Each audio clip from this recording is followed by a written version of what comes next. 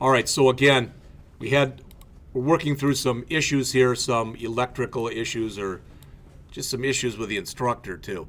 And what I said was, in the original copy that I put out there, we had this, and that was correct. But originally this said something like double bracket copy scores. I don't know why it said that, but it did. All right, that should never have been there. So any referral to double bracket copy scores should have just been scores. Once we did that, I believe, am I right in assuming now everyone's works? All right. So what I'm going to do, I'm going to do a save, and I'm going to just leave that one up there. I'm going to close the demo file because I don't need that. But I am going to copy this one. So for the next iteration, all right, it's going to make it a lot faster. All right. Now, I'm not going to lie to you. If you say to me like, why'd you do this? Why'd you do that? Because I do it. That's not a great answer. All right. But I believe it would be possible for me to I'm going to create a new project. I think I could keep this all in there at the same project. I just don't want to do it because I don't want to take any chances of screwing up the one that we finally got working. All right, so I'm going to come in here and I'm going to do a file, new Java project, and I'm going to call this one test scores 2. In this one, we're going to have our test scores. We're going to have our test score demo, just like we did before, but we're also going to have another class that we add that's got our own error message in there. And if you say, I don't understand, well, right now when there was a problem, we raised an illegal argument exception. Do you all agree with that? But technically, the argument wasn't illegal. And what I mean by that is it was looking for an array full of doubles. Wasn't 101 a double? So really, we handle it by calling a built-in exception where it would have been better to call our own exception. So that's what we're going to do. All right? All right. So we're going to just build this regular exception first. We're going to do our exception class. It's a short class, literally. That's it right there, and there's comments in it. So it's going to be about 20 lines long. All right? We might get some errors when we do some of this stuff. They should all go away fairly quickly. All right? So in this new one that we just built, this test scores 2, there's nothing in there. Right mouse click again, new, package. And again, same name as before, edu dot, whatever you put in there.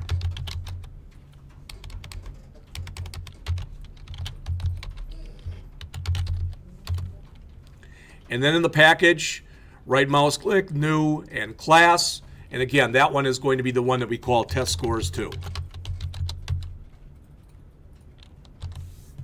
All right.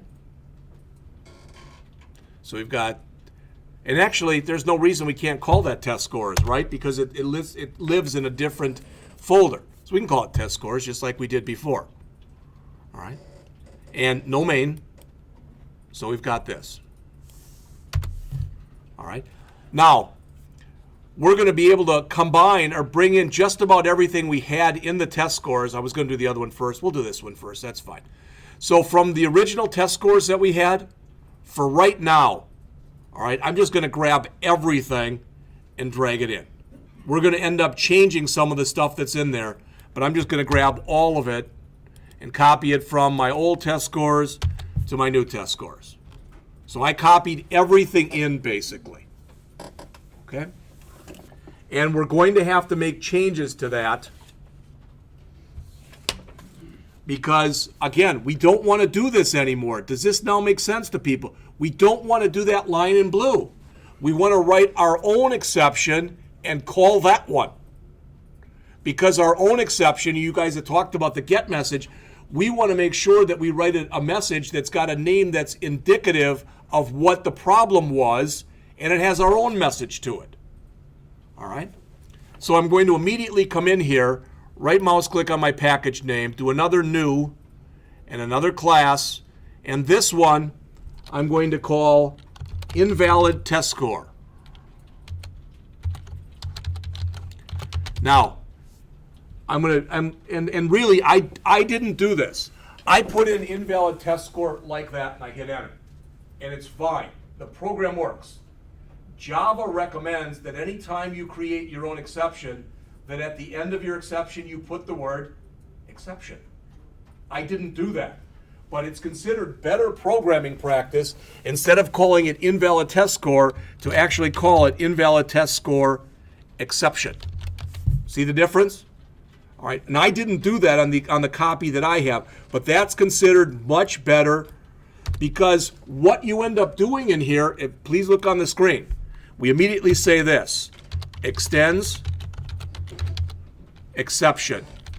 You have to put that in there. Anytime you create your own Java exception, you must extend the exception class. You have to do that. That's the class that I showed you before with all those exceptions in it. And we're going to do almost nothing. But for certain things that we're doing, we're going to call super, because it's handled for us by the exception class. All right. Like I said, this is, I've got, the whole thing is 32 lines, and I've got 10 blank lines at the top and a couple at the bottom. So the whole thing is going to be less than 20 lines. All right, first thing we want to do, it's a class, so we want to put in a constructor.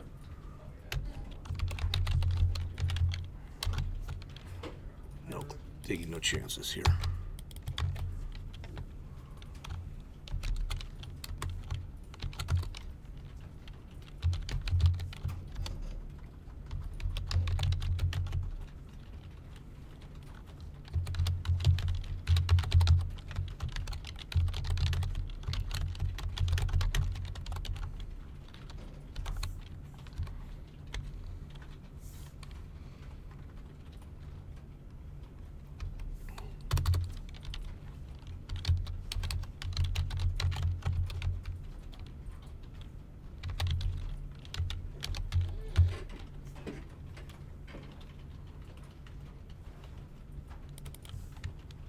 We're going to overload the constructor.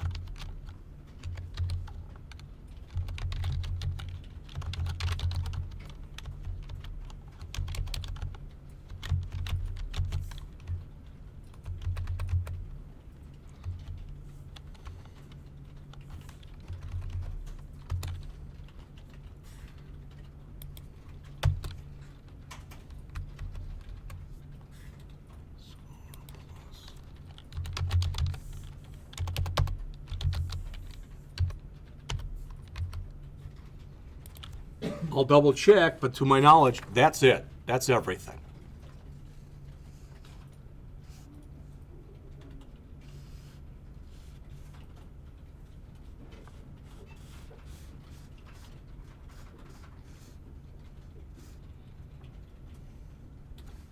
And again, if we wanted to, we could come back in here and we could, I just put the same message in basically.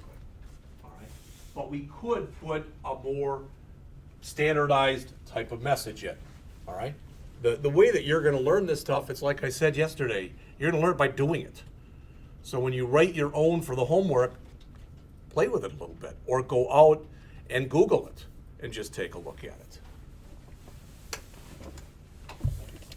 All right, so what we have to do is we have to change our test scores class accordingly, and then we have to go in and write our demo. And the good news is our demo is almost going to be exactly, if it's not exactly the same as it was before, it'll be almost exactly. Does everybody have this?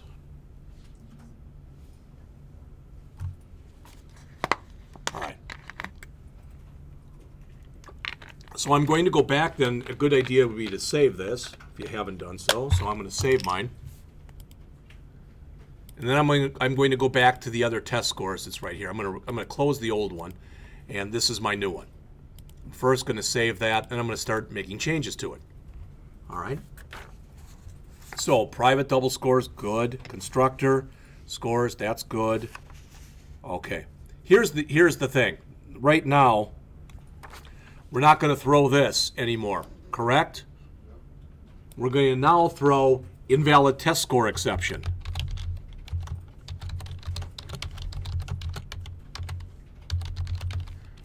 All right, now you might not be able to see all that, so let me move this down a little bit. And we'll move this over a little bit.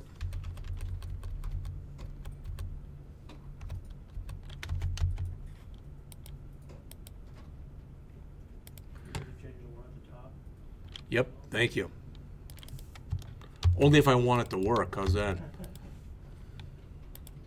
All right, so at the top here, it should now say public scores throws invalid test score exception. Right there. Thank you, Eric. And at the bottom here, that's the one that we should be throwing. So what doesn't it like here? Remove argument to match invalid test score exception. You got to pass in the I and SI into the... Yeah. Yep. You are correct. We don't want to pass this junk in because it's not expecting that. What it's expecting is this, and it's expecting that. I love that when the red goes away. All right. So that's what it should look like. Other than that, I don't believe we have to make any changes to it. That's why I wasn't all that worried about timing in here. All right. Now, we haven't written the demo yet, but like I said, I'm going to copy over the old demo into the new one and then quickly go through this and look through it. So what did we change? We changed two things, right? We changed what was being thrown and what we actually threw. All right? So rather than using a generic built-in Java exception, we called our own user-defined exception. There are a lot of times when the Java exceptions will handle everything and it'll be fine. All right? They're probably, I'm going to say this, you might laugh. It's not meant to be funny. I don't think it is. There's probably not a Java exception for like what we did in the bank account class that says your balance is under $25. There probably isn't a built-in Java exception that says something like that. So look through the specs from the program that we did the other day. All right? Fix that program. If you weren't here the other day, you're going to have to watch the tape because I'm not putting it out there. Because there's not a whole lot you're going to have to do for this first assignment. But my recommendation is, first of all, Java recommends, let's say that Micah does his and he comes up with 3 different exceptions of his own. The recommendation of Java is you put each one of those into their own class. Don't try to combine them. All right? It's almost impossible to do anyway, but it's silly to do that. Put each one of them into their own class. All right? But rather than just sit down and say, oh, I got a half an hour, I'll bang this puppy out. Think about the actual exceptions that are in there. Maybe identify 1, 2, 3, 4. There'll probably be no more than that. And then look through and say, okay, now is there anything in this under these Java exceptions that Jeff told us about that I can use? All right. But most of the Java exceptions, the built-in ones, are for things like I said, you try to reference an array element. So you say that an array has 10 elements in it. You try to reference element 25. Array element out of bounds exception type of thing. All right. It's you are supposed to pass 3 values to something. You pass 2. That's an exception. All right. Those are the kinds of things. You may have noticed this last year, and in fact, I really should have kept this up. But if you look before, I got a null pointer exception. And that was right. As soon as I saw that, I knew that whatever you guys had said must be right.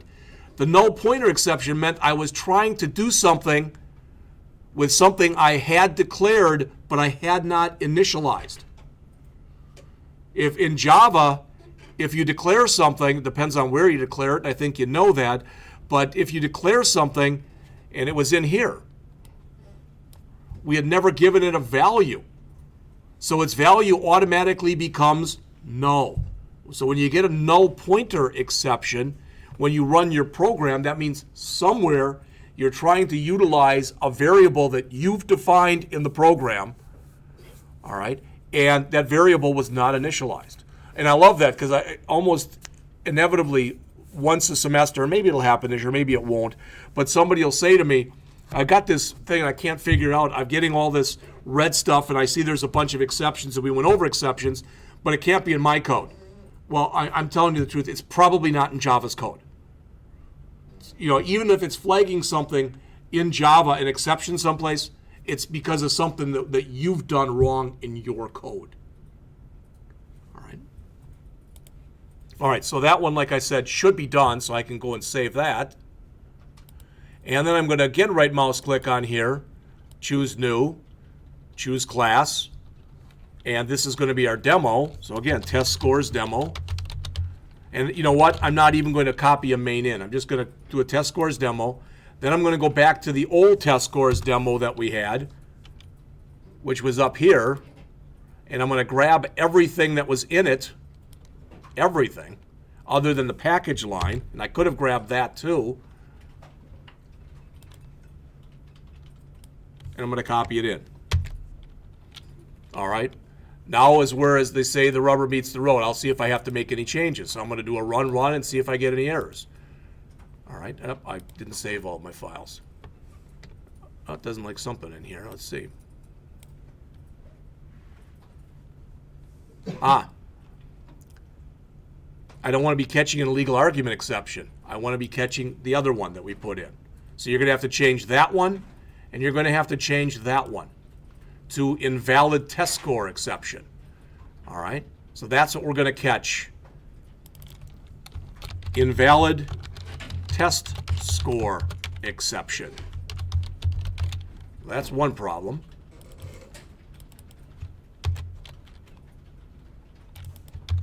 All right, so that'll fix one part of it. And now, as far as I can tell, nothing is in red anymore. So I'm going to do another file, save, and a run.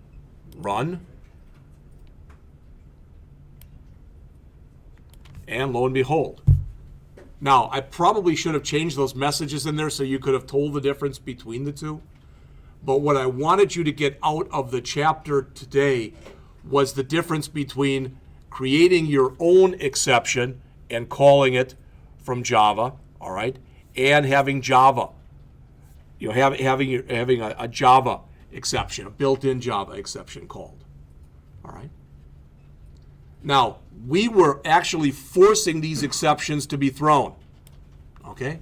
You may or may not remember this, but this is something we talked about last semester. Again, you might not remember it, but anytime you work with files in Java, anytime you work with files, one or more of your methods that utilize files in any way are going to have to say throws IO exception.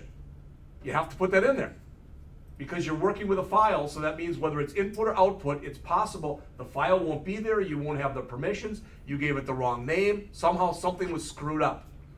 And the system, when you work with files, as an example, won't work unless you add that. In fact, it'll give you an error that's somewhat like that. And this is the same thing, because since we're coming in here ourselves and we're throwing exceptions. So since we're coming in here ourselves and we're throwing exceptions, not in our demo, but in here, our exceptions have to extend exception, and in here we have to say, hey, it's possible that that exception is going to be thrown. All right? That doesn't mean that the exception will be thrown. It means that that conceivably the exception could be thrown. And so the software, this is part of what an API is. You know, when I looked that up at first, you know, I looked for Java APIs and then I found exception. Again, you have to understand this. This is the kind of question, all right, that at least some people have told me in the past that they've been asked at job interviews, what's an API? And Zane says it's an application program interface. You're right. Now what is it? Well, I don't know. It's an application program interface. That's not going to buy it. All right. Basically, an API is a contract that the software makes with you. And it says, now I'm going to provide these services for you. But in order for me to provide those services, you have to agree to my terms. Okay? My daughter's finding this out because she went and bought a car all by herself at 18. God knows she shouldn't ask anybody for anything. And she told me, I got a great deal. I got a 3-year loan and this is what I'm paying. And I said, that's not possible. She said, why? I said, because you're paying back less than you borrowed. Banks don't work like that. I know enough about banks. Oh, I misread it. It's 5 years. Okay, now your deal went from really, really good to sucks. All right? But software works the same way when you end up using things that have been built into the software. So APIs, application, program, interface. It's software that's built into the software that interfaces with your program, but for you to use it, you've got to agree to abide by its rules. And one of the rules here is when you create your own exception, you have to extend the exception class. You saw how I called super for everything. That's how most of these are written. We could have done more if we needed to or wanted to do more. All right? And we have to say that any place where that exception could possibly be thrown, we have to add the throws line. All right? So last thing, and then I'm finished. But for your homework then, the other day, and if you weren't here the other day, just to show you this, but I want to make sure everybody sees this. The other day, what we did as a class, and I didn't give a handout. So if you weren't here, you're going to have to go back and you're going to have to watch the tape or whatever. But the other day, we went over from the last chapter.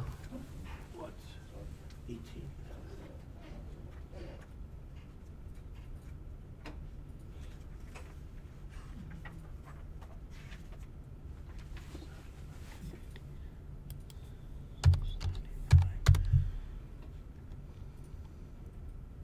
Almost close anyway. We went over this example as a class. It's on the bottom of page, whatever it is, 696 or whatever on your book. For chapter 9, we did the bank account class, we did the savings class. All right? And at first I was going to put it out there, but I said, hey, this way there'll be a lot less that you have to key in because you've already done this. All right? So you already created the bank account class, you already created the savings account class. All right? The key is going to be reading through your specs. I don't know how that. All right. It's going to be reading through your specs that are here and saying, okay, what is in there between that and the stuff that's down here? What is in there that if there was a problem, I'd like to be able to handle it and I cannot use Java's built-in exception handlers. I have to write my own. All right? And I think you've got enough between what I handed out to you and what we went over today. Hopefully that'll be enough. All right? So it'll be lab all next week. And again, I can't say this too many times. Please, don't fall behind. All right? In the next chapter that we go over, chapters 11 and 12 are GUI chapters. So probably we're going to handle that the same way. And what I mean by that is we're going to do one program in here, a GUI one day, then come in there and do a GUI one the next day. All right, then I'll give you an assignment. And if we can keep up with kind of that schedule, that means after about 4 weeks we're done with 12 chapters. That's good. All right, then we're going to go over 13 because I think that's applets all by itself. So that'll be a week and then a week of lab. 14 is on a special kind of applet. We might look at that, but we're not going to do much on it. 15 is recursion. 16, which is on databases. All right. We'll see if we have time to go through that or not. All right. Well, Java handles databases in their own way, in its own way. All right. They work with their own classes and stuff in order to be able to do that. But again, my goal is by no later than week 9, I want to give you at least 8 weeks when each one of you, when you come in here, are going to have a tablet to work with. All right. And we're going to still work on these machines, but then you hook the tablet up so that when you create an app and you run it, it'll run right on the tablet. Now, before we do that, we can show you how to set it up so you can run it on an emulator on your own machine. But there's a lot of, there's problems with that. It can be slow. It can be a lot of things. And it's not really symbolic. It's not like when I can sit there and say, well, I want to kind of have the system think that I'm using a mobile device. So I can shrink something down like that. So I can do that. You can't exactly do that with this screen right here. I can change the dimensions, but not to that size. All right. So what you're going to be able to do when we get to that point, all right, maybe we'll do that game one or something too, because people like that, then no one listened to me for the whole period. All right, that's all I got. I have a question. Yes. Why didn't we make the no argument constructor the exception class? Just for completeness? Yeah, and I believe that it's required. I could be wrong on that, but I think it's required that you have a no arg. All right.